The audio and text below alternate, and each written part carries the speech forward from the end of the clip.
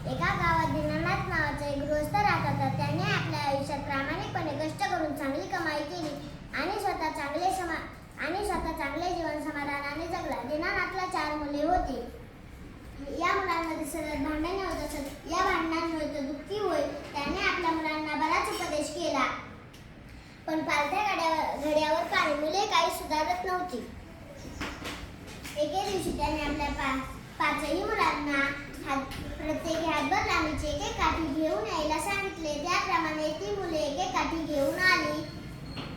दीनानाथने त्यांच्यापैकी प्रत्येकाला आपापली काठी मोडण्यास सांगितले.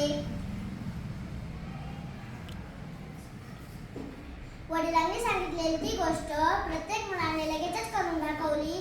दीनानाथने पुन्हा त्या मुलांना तशाच प्रकारची एक काठी घेऊन यायला सांगितले. 4 जणांनी 4 काठ्या आणून वडिलांपुढे ठेवल्या. दीनानाथने 4 काठ्या